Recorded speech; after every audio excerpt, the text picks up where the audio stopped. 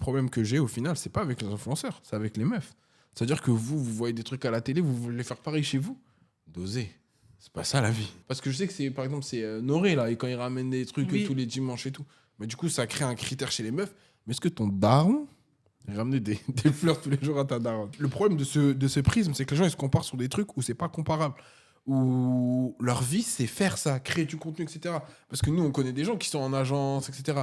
Qu'est-ce qu'on leur dit la première fois quand vous êtes en agence? Faites des voyages. Faites des voyages, ça crée du contenu. Les gens, ils voyagent, ils kiffent et tout. Donc, eux, c'est ce qu'ils essayent de faire. Et les gens, ils répercutent ça sur le quotidien. Du moins, les meufs. Et le pire, il n'y a pas de mecs qui font ça aussi? Quoi? Tu penses qu'il y a 0 mec qui idéalise des fois des couples?